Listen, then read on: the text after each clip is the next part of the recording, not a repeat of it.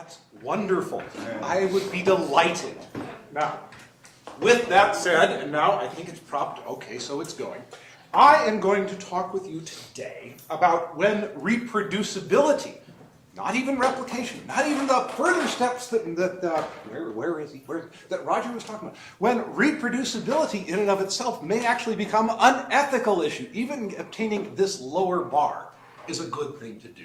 And I'm going to talk about this in the context of genomics and personalized medicine, one thing dear to my heart, and unfortunately, human error, something else, which is dear to, well, not my heart, but other parts. So why am I going to assert that reproducibility is particularly important in genomics, or in high throughput data in particular? I'm going to make this assertion because I believe that our intuition about what happens once we get beyond 5 dimensions or 10 dimensions, that our intuition, quite frankly, sucks. And the particular example that I am thinking of here is I work with a lot of really smart clinicians. I know that I've gone to them with your typical gene signature of here's 50 genes associated with this, and it is a wonderful Rorschach test. I will sit it from them. They'll say, oh yeah, this works because this interacts with this interacts with this, and they will invent a story right in front of my eyes. It's wonderful. The downside is that at least once we have conducted the null experiment of giving them a completely random list and still having them succeed. So, I don't trust our intuition. But what this means is that if I don't trust our intuition, it means that if I want to use this to guide patient care, I need to be able to trust the process by which that signature was assembled. Now, if you, however, go to the literature and you read papers and you say, wow, this is really cool, I would love to implement this, even just as it is, without even carrying it further, that often should require reproducing the results. And such reproduction is often difficult, given the data and methods as they are currently supplied. However, if the result is of clinical importance, people will nonetheless invest the time to try to do it.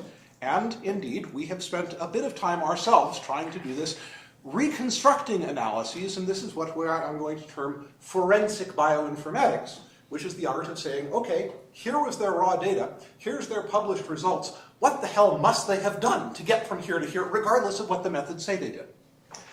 This is occasionally enlightening, although not always in the ways that we might wish. And I'm going to try to illustrate this using an example dealing with a cancer-related problem of some importance. Specifically, given that we have a patient coming in the door today with ovarian cancer, what drugs will we give her to start her chemo treatment?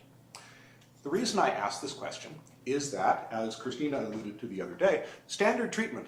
Woman comes in with advanced ovarian cancer, we will give her a platinum agent and a taxane.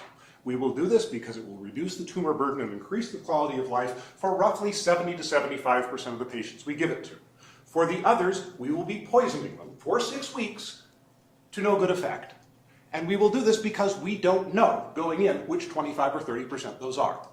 If we knew, we could potentially try something different. Now, that is, in a nutshell, the idea of choosing the appropriate chemotherapy. It's hard. We don't know how. The thing is, in 2006, a paper appeared in Nature Medicine that was very exciting, very splashy, in large part because they claimed to have largely addressed this problem. Specifically, here's what they did. They said, let's talk about looking at a drug of interest and trying to predict response to it, say docetaxel. What we're going to do is we're going to start with data, and it's not from patient data. We're actually going to start with cell line data. And you can ask Ben about this because he was talking about it yesterday. And we're going to start with these cell lines, and it's not just any cell lines. It's a particular panel that's been maintained by the National Cancer Institute called the NCI-60. And one thing that is special about this panel is that this panel of cell lines has been assayed for drug sensitivity for every chemo agent we have in use, every single one, and that is public domain information. So what they said we can do is, all right, for docetaxel, we'll go in, we'll look at all these cell lines in this set, and we will identify the most sensitive cell lines and the most resistant, say 7 at each end. And then what are we going to do? Having identified those cell lines, we will look at microarray profiles of just those cell lines. Again, this is publicly available data. And we will contrast them. gene by gene, using immensely sophisticated statistical methods like two-sample t-tests. Now, this is one where the procedure is potentially well understood. And they will say, using the top 50 genes that we identify in this one, that constitutes our signature of sensitivity for docetaxel. We will then look at a microarray profile of a patient sample and see if the deviations from a normal profile match the going up, going down pattern for most of those 50. If that does, then we will say this patient is likely to be sensitive to docetaxel, let's give it to them. If not, we will say this patient is unlikely to respond to this drug, let's give them something else. That's the general argument in a nutshell. And the reason this got into Nature Medicine, the reason it was very splashy, is that they said they'd tried this approach with 7 commonly used chemo agents using publicly available data every single time, and they got great results every single time. The other way that I know that this was splashy is that within 2 weeks of this paper appearing, several different clinical groups came to us in bioinformatics at MD Anderson and said, we want to use this approach to treat our patients better. So help us do it, because it's got math and it's scary. So we said, sure, we would be delighted to help. So how can we do this? Well, one of the things that I just told you was very exciting. It's all based on publicly available data. So we have all the raw data. So in theory, we should be able to completely reproduce their results. And one of the first things that we tried was we said, let's start with something easy. The easy thing that we decided to start with was, okay, for a given drug of interest, say 5-fluorouracil, can we match the genes that they say are important? And the reason we thought this would be easy is that, as a supplement to this paper, they had a big report saying, here's this drug, here's the list of genes we found, and in the paper itself, they said, for each of the drugs, here's the reason that our signature makes sense, because they would list, here's, say, 5 genes from the list, and here's how this works in terms of what we know about the mechanism of that drug's action. So we thought this would be easy. So for 5-fluorouracil, we identified the most sensitive and most resistant cell lines. We did the 2-sample t-test ourselves. I am a PhD level statistician. I can do this at home. And we took our top 45 and we looked at their top 45 and we looked for the intersection, and the intersection was 0. This disturbed us. This is qualitatively poor reproduction. So we said, what is going on? And then we looked more precisely at the gene identifiers for those that they reported from an Affymetrix array. Here's their gene identifiers. And here are the ones that we got from 2-sample t-tests. And I want you to go from theirs to ours a few times. And I want you to see how long it takes you to spot the pattern here. What we have is a situation where what they have reported are results that incorporate an off-by-1 indexing error. So the signature that they are reporting and explaining in terms of how it makes sense actually does not involve any of the genes that are changing. They nonetheless were able to construct a story that got by the authors and the reviewers and the editors of Nature Medicine. Our intuition does not make sense. We should not trust it. Now, this is for one drug. They looked at 7. Guess what? This problem is present in every single drug they looked at. So that's embarrassing, but to the extent that they're actually just using the right numbers, they're just calling them by the wrong names, well, maybe there's still something useful in that we can still predict patient response. So we said, okay, let's track down their software, and we did. And we said, can we understand their software? Well, I mucked through all the MATLAB code, so yeah, we can do that. And then can we say, can we predict patient response? That's the acid test. And we want to say, if we can do it as good as they did, then, hey, we can still use this. So how well did they predict patient response? So I'm showing you here, on the top here, a figure from their paper where they are predicting patient response to treatment with single-agent docetaxel. This is a breast cancer study that was run at Baylor College of Medicine.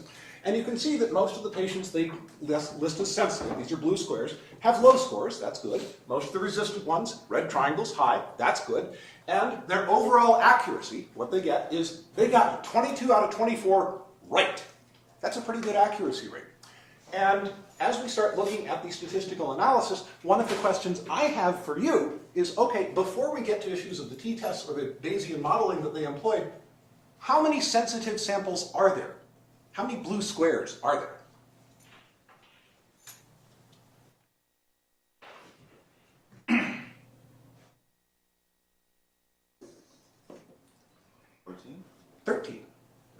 There's 13.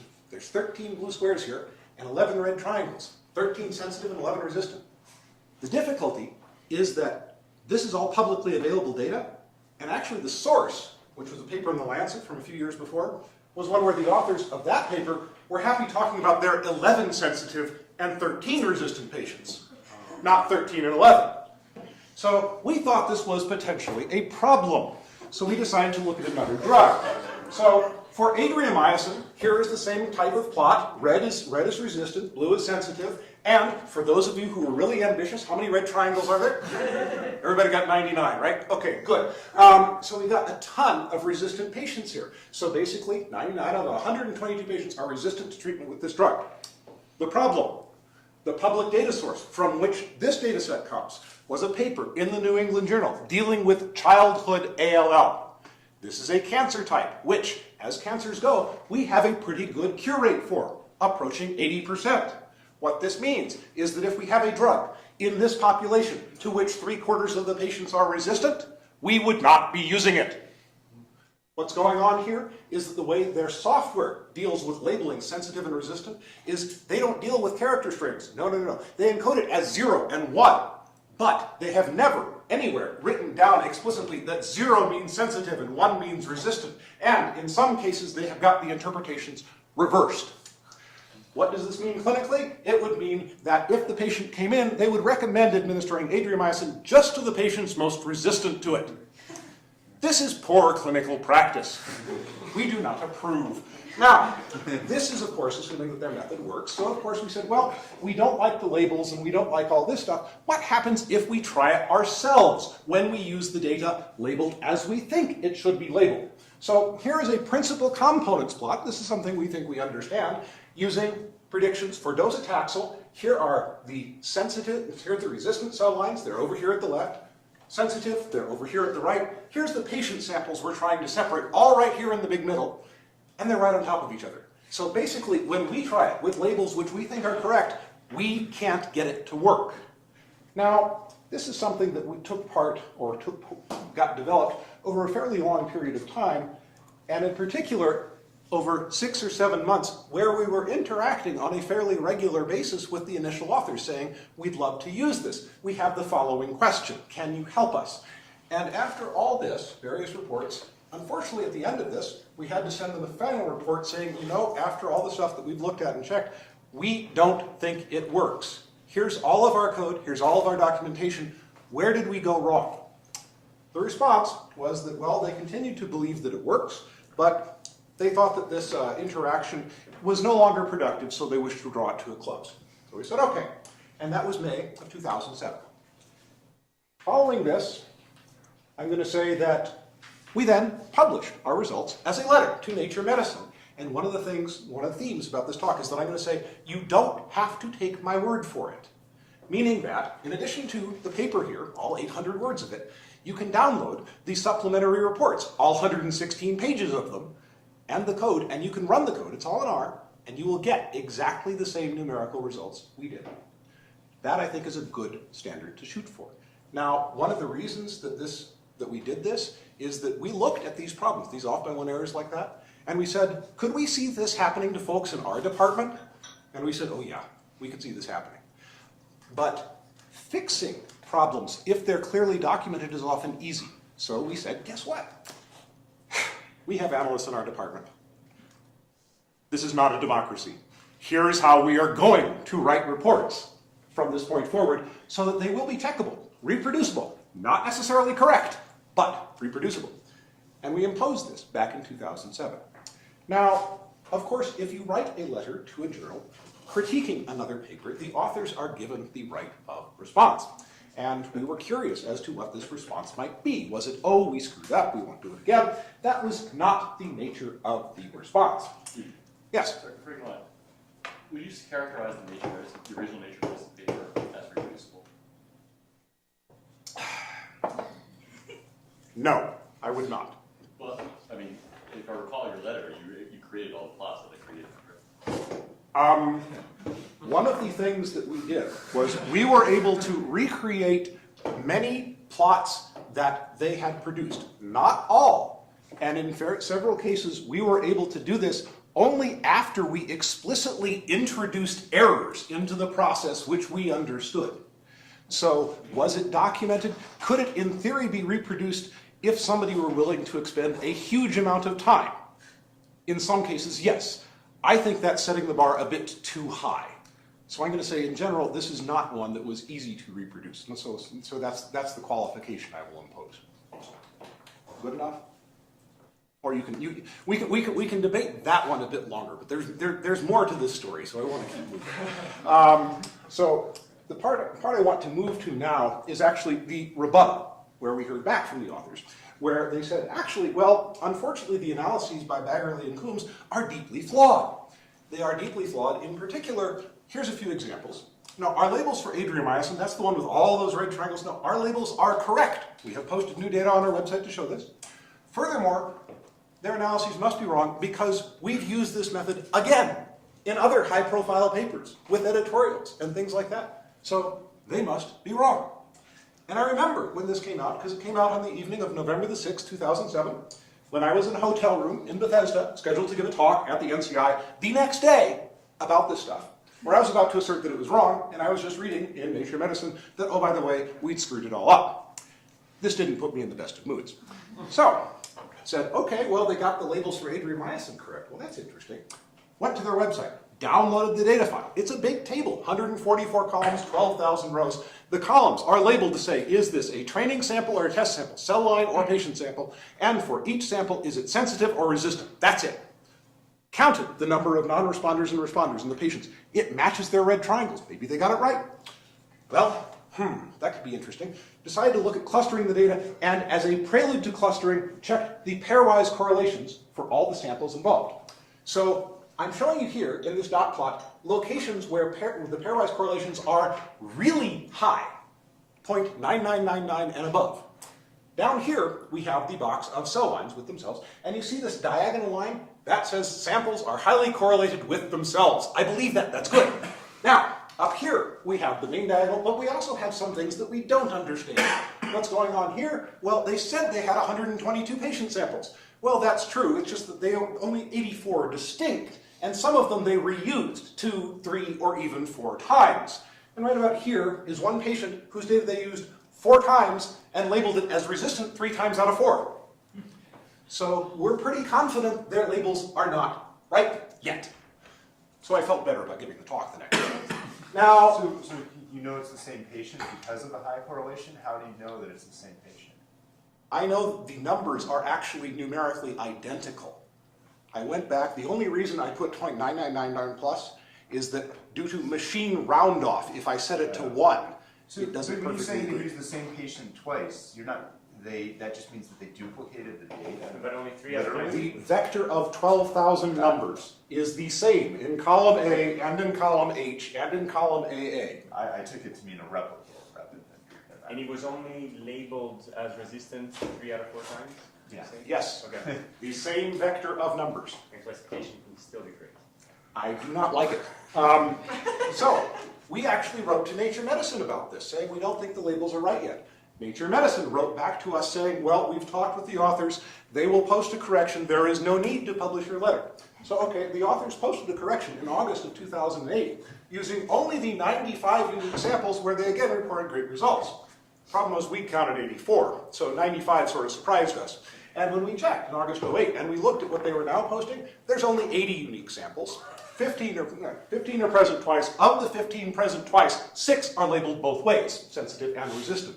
So the correction of a correction still needs correcting. That's a problem. But Nature Medicine said it was done, so we moved on. In particular, we moved on to one of the papers cited in validation, saying this is a proof that it works.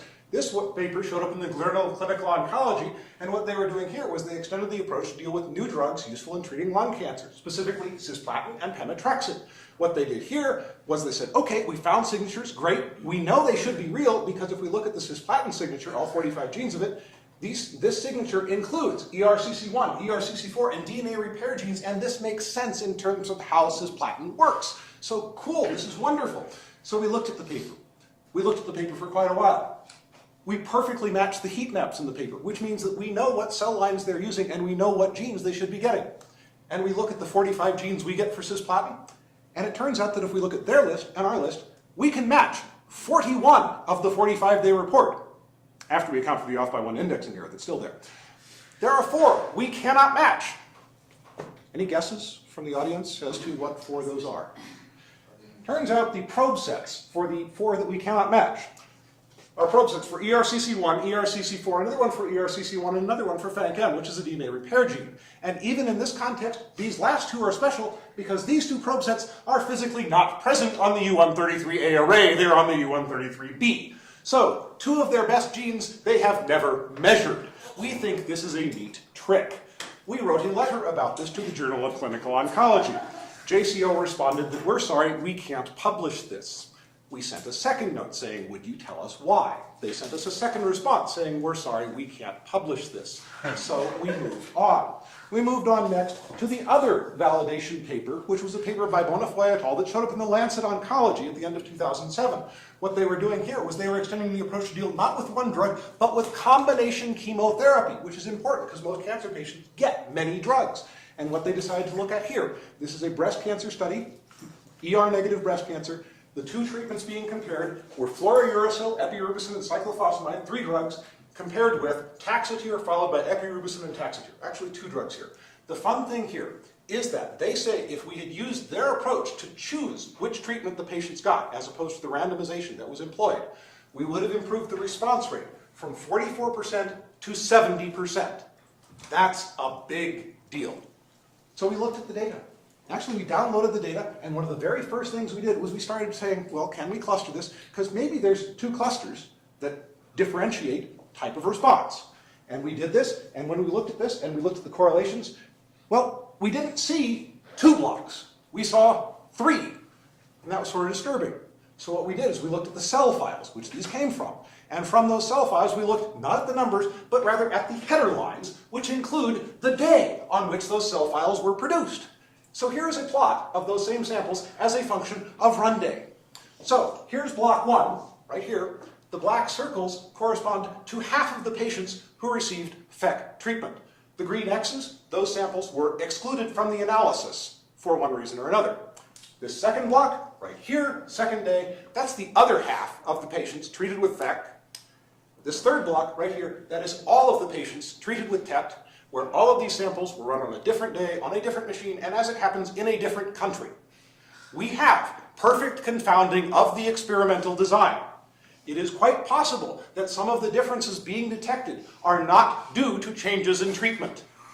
This is a condition that we should be aware of, so be warned. Nonetheless, we still wanted to see, could this work? So we said, all right, they're extending it to deal with multiple drugs. Now, how are they doing that? And this is actually a mathematical question because we sort of understood that they were coming up with one drug for a probability of sensitivity. But how are they putting those individual predictions together? So we actually looked back at the Nature Medicine paper where they said, well, we think we have an idea how to do this. And they outlined how they might do this for one combination of 4 drugs, TFAC. And the Bonnefoy et al. Paper says that it's a validation of this approach.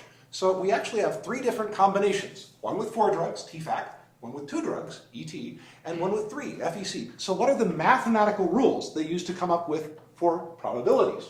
Well, for the first one, the 4-drug combination, the probability that the patient will be sensitive to this combination is the probability they will be sensitive to drug 1, plus P of drug 2, plus P of drug 3, plus P of drug 4, minus the product of all 4. Now, there are going to be people in this audience who are going to be upset by this line. Now, they were sort of upset by this line because all of the probabilities they got were bigger than 1. So they said, well, we know the biggest one should be 1, the smallest one should be 0, so we'll set those and we will interpolate everything down from there. This, oddly enough, did not make it into the methods. We figured this out by tracking down an Excel file, mousing over the appropriate cell and saying, oh, that's the formula they used. Okay, fine.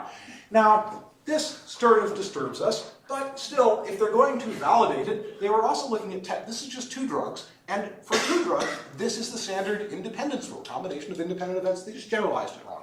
So what is the actual rule they used for 2 drugs?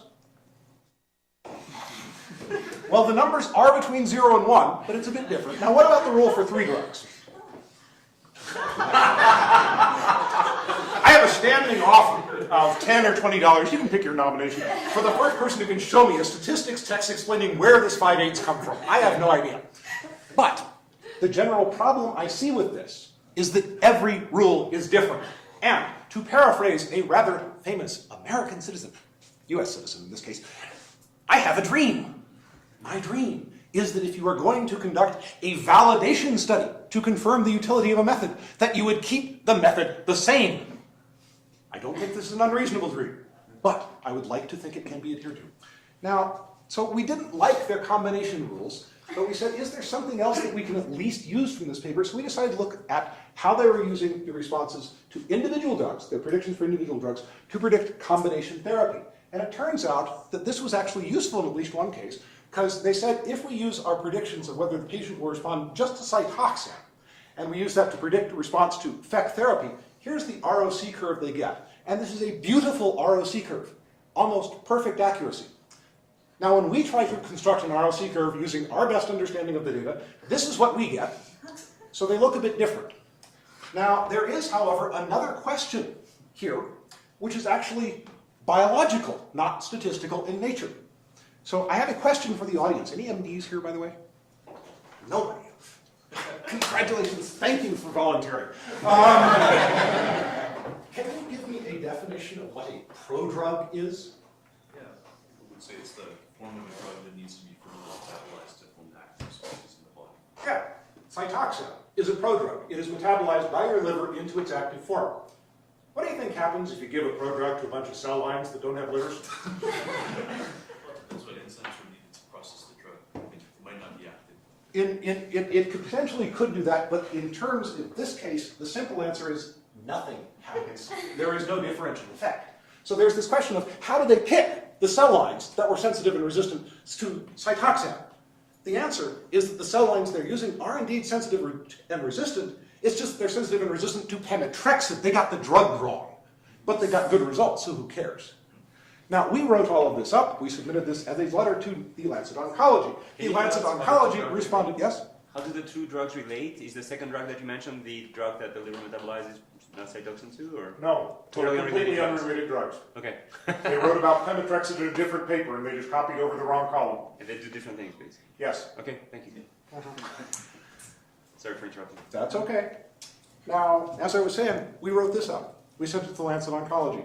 The Lancet Oncology's response was that we were arguing about issues of a statistical nature to which there were no right or wrong answers. And as a result, they did not need to publish our letter. I am going to point out a particular bit of rather depressing anniversary nature, in that I will say that I got the rejection letters from both the Lancet Oncology and Nature Medicine a week after the last time I came to Banff, which was 5 years ago. So we said, all right, this is sort of depressing. And actually, over the next few months, and indeed the next year, we noted other problems in other papers and submitted other letters which were also rejected. And then came June of 2009, which is when the story gets bad. The story gets bad at that point because that's when we learned that the investigators based at Duke were actually using these rules to guide patient therapy in clinical trials. And in particular, they were in several cases using it to choose drug regimens where the signatures being used were based on cases where they had, according to the posted data, the sensitive and resistant labels reversed. We were not happy. We condensed several of our objections into a paper. We circulated this paper to the editor of a prominent biological journal. Said, can you tell us how this would play? His response was that your story is too negative. Can you fix that? We said, well, probably not. So what we did next was we submitted it to the Annals of Applied Statistics, which is evidently the second best biostatistics journal out there. Okay, fine. But, and that evening, I got email from Brad Efron saying, I like this paper. I'm going to handle its review myself. I'll get back to you. 2 weeks later, I got a second email from Brad Efron saying, we're accepting the paper as is. It's posted online now, which means I'm going to send more papers there. So if you can arrange 2 week turnaround, I'll go with it. But the other thing about this coming out was that it meant that we could raise issues with, for example, the press. And at the start of October of 2009, the story ran in the Cancer Letter that biostatisticians were alleging potential patient harm in clinical trials being run at Duke. And the Duke administration said, oh, this is a problem. And in particular, they said it was a problem because the National Cancer Institute called up Duke's IRB and said, we're concerned. And they said, okay, we are going to start an internal investigation as to whether the science is correct. And while our investigation is underway, we are going to suspend enrollment in these clinical trials. And we breathed a sigh of relief. And this is October 2009. And we waited to see what would happen next. And what happened next was actually just 1 month later. In November 2009, the investigators at Duke posted brand new data to their website. And this new data dealt with cisplatin and pemetrexed, two drugs we were curious about. And in particular, these are drugs that they're using in the clinical trials for lung cancer. What did they post? They posted, amongst other things, they said, here is the raw data we used to validate the signatures, to prove that they worked. And this raw data comes from 59 samples from a larger data set of 153, where these are 59 ovarian cancer or tumor samples. That's what we used to validate it. Observation 1, if I'm going to treat patients for lung cancer, I generally wouldn't train the predictor on ovarian samples. I'm not that much of a biologist, but I have figured out that ovary and lung are distinct tissues. But still, they've told us which samples these were. So we went to the big data set. We downloaded all of them. And we said, let's do this correlation trick again. Let's match those 59 samples. And if the names match the numbers, you should see 59 red squares all on top of this blue line. How many red squares are on top of that blue line? Absolutely none. There's actually only 43 red squares at all. For those 43 samples, we can exactly match the numbers they report. But they got the name of the sample wrong and thus the clinical annotation wrong. For the other 16 columns, we can't match them at all. That's because they've got the gene label scrambled so badly we have no idea what the data are anymore. But all 59 validation samples are wrong for two drugs they'd had in clinical trials for 2 years by this point. And we reported this in November of 2009 to the NCI and to Duke administration. And what happened next? In January of 2010, Duke announced that it was getting ready to restart the clinical trials in question because they had finished their internal investigation and their investigation had strengthened their confidence in this evolving approach to personalized cancer treatment. We were surprised. And amongst other things, we said, would you show us the data on which these conclusions were based? And Duke said no. More precisely, they said, while the reviewers approved of our sharing the report with the NCI, we consider it a confidential document. A future paper will explain our methods. They've been using it in clinical trials for 2 years already, but they're going to write the paper eventually, not now. Now, just as a quick observation, however, their wording did give us one more option. Because while the reviewers approved of our sharing the report with the NCI, stop there. The NCI, the National Cancer Institute, is a federal agency. As a result, it is subject to the provisions of the Freedom of Information Act. So, in May of 2010, we obtained a redacted copy of the reviewer's report saying what the hell was going on. And we looked at this and we said, this doesn't justify restarting the trials. And in particular, they didn't check the provenance of the data. And by the way, we sent you a report in November 2009 mentioning that all the data was mislabeled, and the reviewers didn't mention this. Why not? And Duke had no comment. And this was May of 2010. And at this point, when Duke had no comment, I admit we got depressed because we were told that if we pursued this further, without further facts to back us up, we would be seen as pursuing a vendetta and might be opening ourselves up to legal action against us. So what happened next? Well, Was that from Duke or from the NCI, or who was saying that? these were suggestions we got internal to MD Anderson. So one of the things, however, that came up, and this was well-meaning commentary, it's saying, you've pursued it, you've done what you can, but if you don't have any new facts, and Duke's not giving you any, you're done. Now, what did happen next, though, was something that helped, but it wasn't scientific per se. Can I ask what was in the report? Certainly they did not mention your letter, but I'm just wondering if they checked anything or... I'm going to defer that for just a few slides. Okay. Okay? Keep the suspense. Yes. We will address this point. But the thing is, however, what did come up next was something that caused action, because in July of 2010, the cancer letter reported that one of the PIs involved used to claim on his CV that he was a Rhodes Scholar, and the Rhodes Foundation disagreed. What this meant is that the science may have been wrong, but by God, he lied on his CV. So, trials, well, what could go on? Well, actually, this came out. He was put on administrative leave that day, which was Friday, July the 16th. Now, as some of you may have figured by the fact that I mentioned BAMF 5 years ago when I gave a version of this talk, I've been giving this talk for a while. So, actually, and various people had heard about it, I've been talking about writing the letter. So this was Friday. I emailed this to a ton of people, and I also emailed a note saying, you know what, if you're gonna write a letter, now is politically the best time you are ever going to have.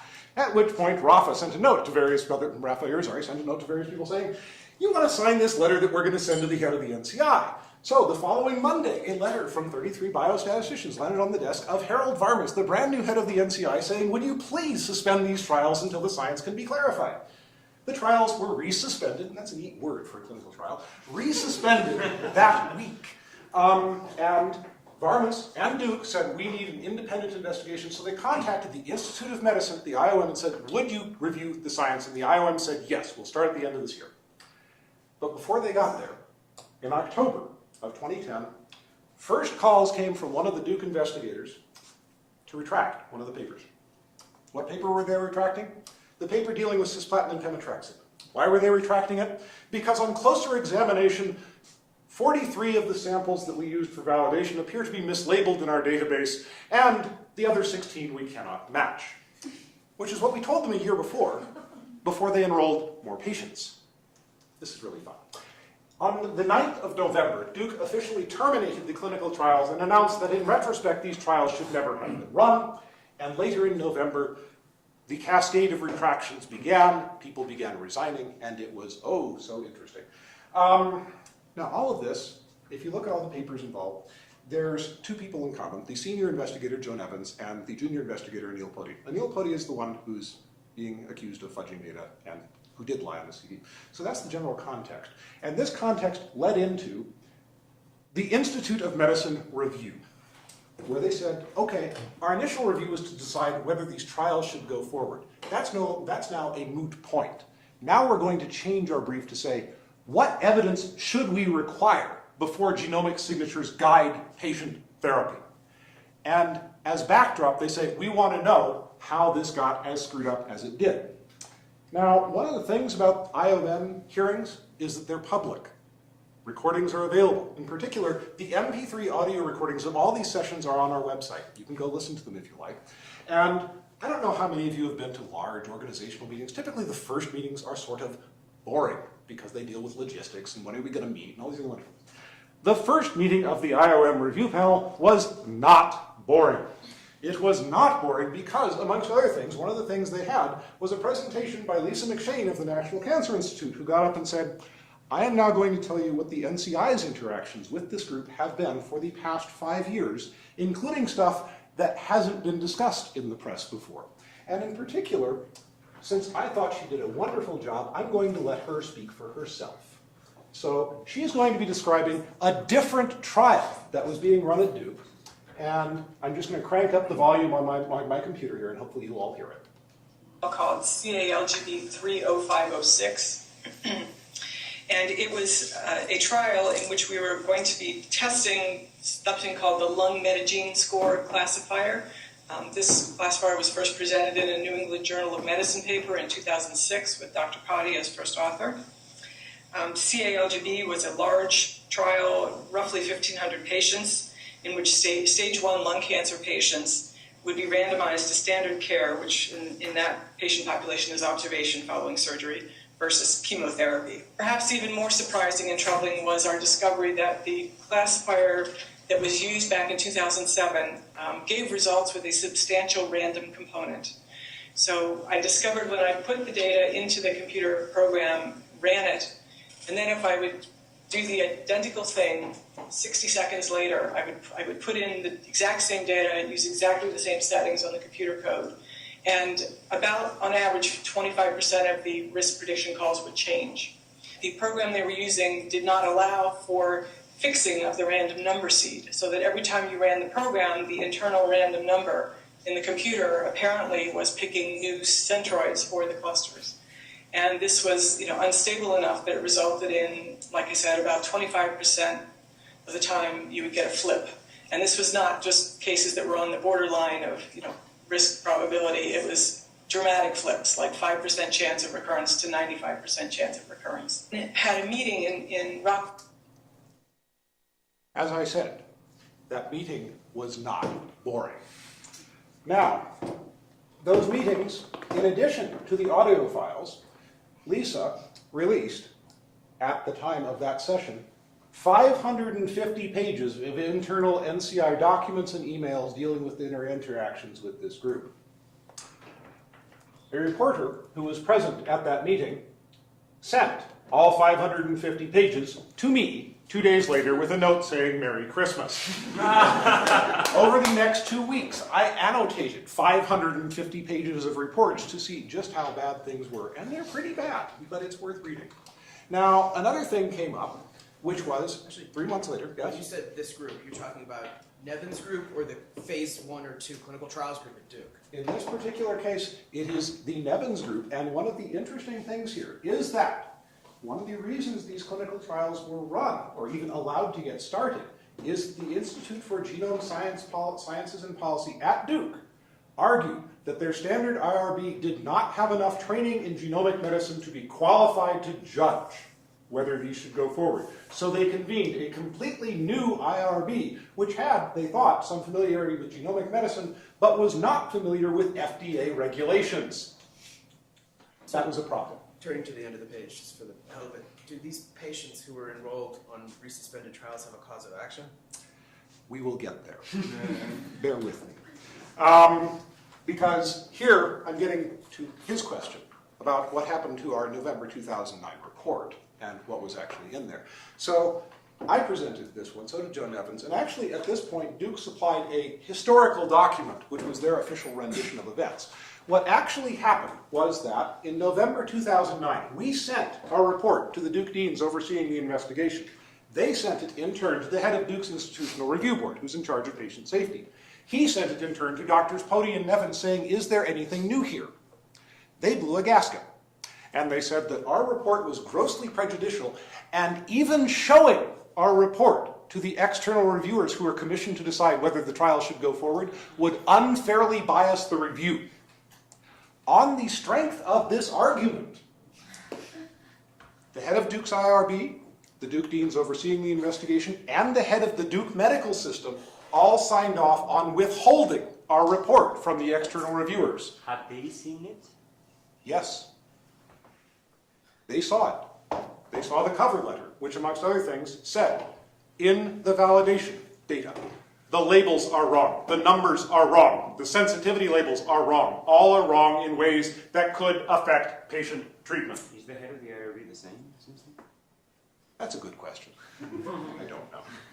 But one of the things that was happening here is that, guess what? They withheld evidence that all the data was mislabeled. We think that might have affected the decision of the people deciding whether to restart the trials.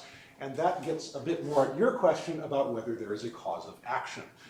You had a question. I mean, is this, at this stage, do they think they will get away with this, postponing the problem?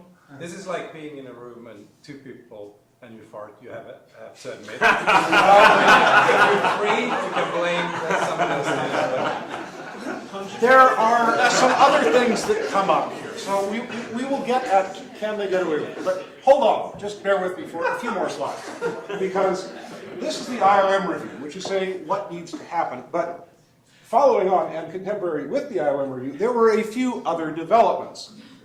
There were 117 patients who were enrolled in these clinical trials. As of September 2011, the lawsuits were filed. There have been at least 11 malpractice settlements to date. We know that number of at least 11 because by North Carolina law, a malpractice settlement in excess of $75,000 must be posted to the state board. So there's a lower bound on the amount of money that's gone out. Several of the trials are still underway. I indeed was out to give a deposition in many of these lawsuits last month. It's going to go on for a while. There is a misconduct investigation at Duke saying, was there fraud? Was there a problem here? That's been ongoing for 3 years now. In middle of 2011, this hit the front page of the New York Times. Earlier last year, it hit 60 Minutes. And we were really intrigued because we thought, here's our chance to get the story out and get it understood and get these issues understood. So we took a lot of time. We spoke with the 60 Minutes producers and said, here's all the stuff, here's the science, etc. So I'm going to show you some clips from the 60 Minutes episode. And in particular, one of the things I'm going to show you is a brief comment about something where I was going, okay, I've told them the story. What are they going to quote from me? Because I'm reading. So, and by the way, this is the reason that I'm wearing this tie today. Asked an outside review committee to analyze Dr. Pote's discovery. After 3 months, the review committee concluded that Dr. Pote was right. My immediate reaction was an expletive, which I will not repeat here.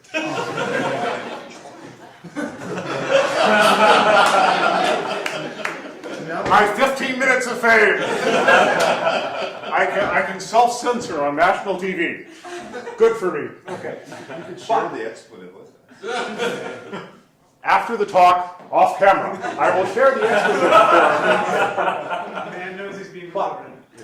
As it happens, I actually want to get to some of the other things that were in this report, because that was interesting, but the real stuff comes about here.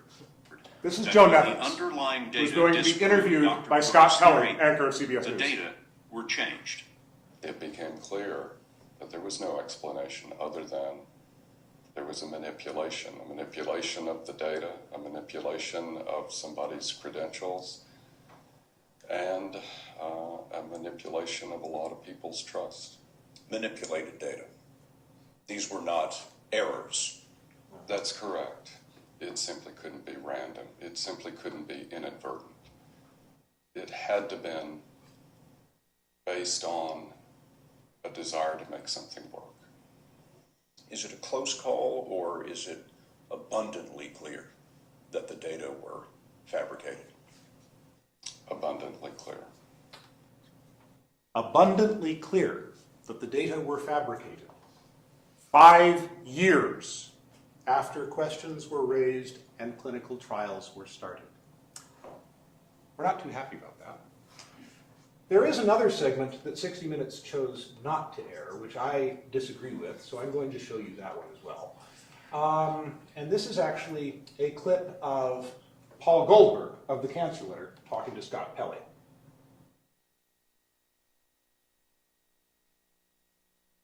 It's simple. Are you or aren't you? Do you have your Nobel Prize or don't you have your Nobel Prize? Are you a Rhodes Scholar or aren't you a Rhodes Scholar? It's generally a very straightforward thing, but it's minor. It's not about the science. What's very interesting is that a friend of mine called me after this and said, you know, now that we know that his credentials are wrong, we should look at his science. And I said, wait, it's already been done. His science already stinks. We know this. So, you know, the credential was just the cherry on top. But it was all backwards in that way. And that is why it's such an anomaly that they got caught. In all of the work that was done at MD Anderson, all the questions that were raised, it was your writing in a newsletter that finally stopped the clinical trials on human beings. What does that tell you? It's probably the most scary part of the story. Because if you were to look at what really transpired, you couldn't have it happen twice in the same way. Which actually tells you that the systems that we have in academia, especially with something this complicated, shield sloppy science and fraud. So how happy do you think your funding agency is going to be to hear on national TV that a lot of the stuff they're funding might be susceptible to sloppy science and fraud? It was an interesting question. This was something that some of the folks in MD Anderson's financial office raised with us after this episode. The question, do you think after his credential was revealed, all those problems, that was a way out for a lot of people? Yes. There has been a concerted effort to throw Dr. Pote under the bus. It's also very clear from the 60-minute, right? They're like yes. totally washing their hands. Everybody yes. gets into you like his Yes. body. We're not doing anything. We're like innocent. That is the attempt. There is, however, this annoying problem of written documentation to the contrary. So this is ongoing, even now. So just one quick thing. You don't answer if it takes too long, but I'm not sure that we've seen any fraud yet. We've seen a lot of mistakes and cover-ups, and he's attributing it to fraud, which seems like it misses the point to me. Because I mean, the data was somehow collected on some microarrays. We think there's nothing you've said that was actually fraud in that way. What they have now admitted to is that Duke has confirmed, in their words, several instances of non-random data corruption, in which case the labels on samples were changed in ways that made the results look better. In several different experiments, such that you have extreme p-values, not once, not twice, not even 5 times, but more, every single time giving them the results they wanted to see. That's what we I'm know. talking about that, 2 important genes on the microwave. That's a And different that's pretty hard to explain. I would argue that the fraud came after keys show the problems, just in the desire to cover their backs. Maybe at the beginning it was just mistakes, it became fraud afterward, because they have to fix an issue that was unfixable. Or was it fraud from the beginning? Can it be fraud from the beginning? Because do they have the capacity to label the samples correctly? These are good questions to which I cannot provide a complete resolution, and I am sorry. My own bias is that actually it was screwed up from the very beginning. And that's part of the problem. Screwed up in terms of fraudulent rather than mistaken? Screwed up in that the method does not work as described, and some of the initial data sets used had sample labels that were changed in ways that made the results look better. Okay. Now, all of And do you this... think the sloppiness is just that they're sloppy, or was the sloppiness part of the cover-up? I mean, I was kind of just wondering, if they're fabricating data, do they intentionally obfuscate that fabrication by making a bunch of stuff sloppy? You know what, I'm going to ask you to defer this one for just a few more minutes, because I actually do want to finish up my slides, and I'm going to come close to time here. So, but I understand the question, yes. But one of the general themes I wanted to point out is that there are lessons we can learn here.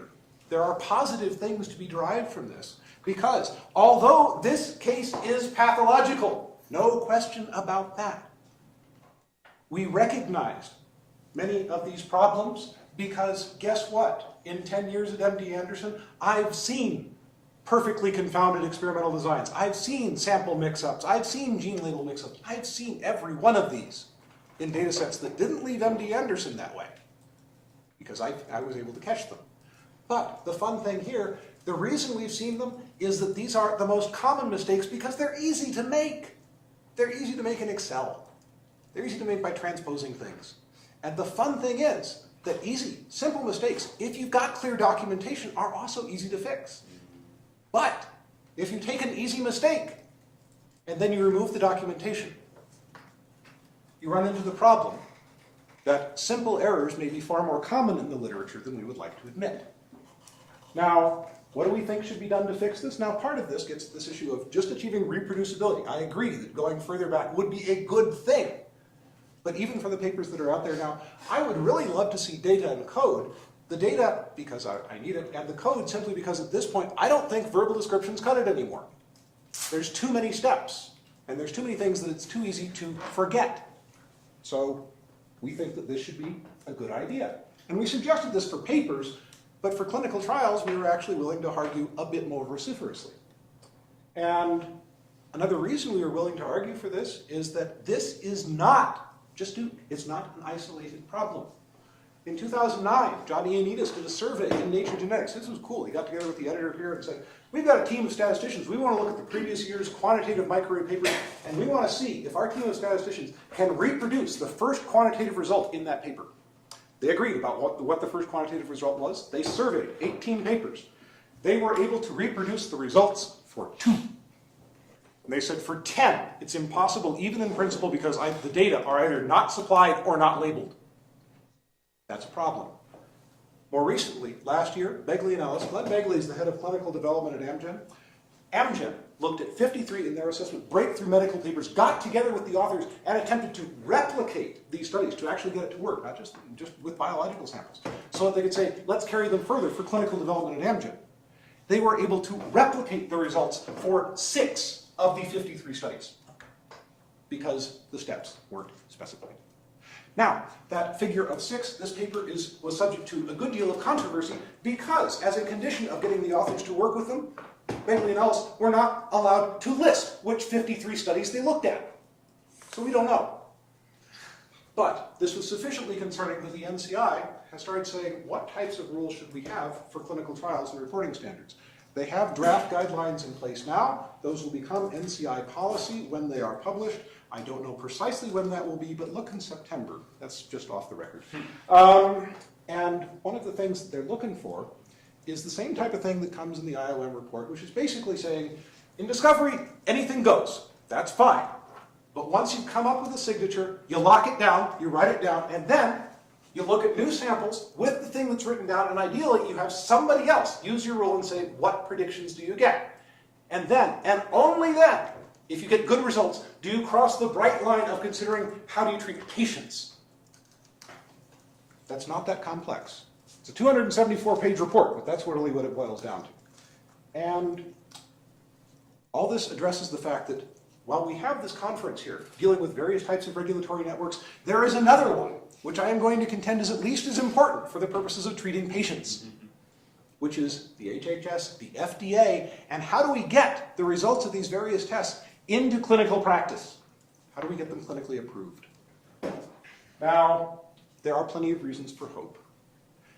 Specifically, I'll point to the fact that I know it can be done. Our department's been doing it for at least 6 years. Furthermore, there are better tools that make it easier than ever to do this. Roger was using NIDAR in our studio. We've started writing reports that way. Actually, from Shelley's poster presentation, all the reports from that were written in NIDAR in our studio. They're on the web now. For that paper, you can do it. Journals are beginning to ask for code and data. That's better.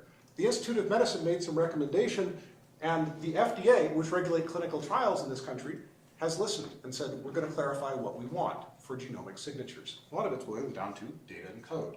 The NCI I've mentioned. The Office of Science, Technology, and Policy in the United States on February 22nd of 2013 issued a directive to all funding agencies saying, we want to know how you are going to encourage your grantees to share data that we fund the development of. We expect a response within 6 months. That would make it the 22nd of August of this year, i.e. next week. So guess what? Things are moving. And more to this, the last one that I think is a useful sign in advancing the power of reproducibility is the power of ridicule. And I'm going to beg your forbearance because I am now at an hour, but I want 2 minutes to show a clip from the Colbert Report. I'm actually at 58 minutes, so see, I am on time. Damn, I'm good. Okay, so let me show you the Colbert Report, and what I'm going to show you is an issue not of clinical science, but of reproducibility. Before the commercial break, I told you. Come on. Reset. How an academic paper by Harvard economists Rogoff and Reinhardt, which I'm going to hope the graphics will come up. worldwide are using to argue for austerity, was recently refuted by a UMass grad student just because it had a few simple spreadsheet errors and a couple of little staggering omissions that made it slightly fundamentally wrong. Even worse, none of their pie charts contained real pie. We're here to defend his attack, the grad student who had fiscal conservatives' panties in an economic bunch. Please welcome Thomas Herndon. Mr. Herndon, thanks so much for being here. Okay. All right. Quick observation. If you're a grad student and you go out and you refute a high-profile paper, you may get to go on Stephen Colbert. This was pointed out to me. I think this is a wonderful response.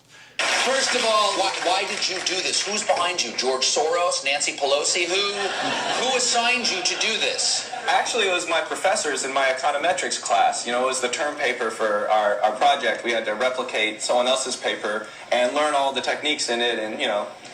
Oh, That is a wonderful term assignment.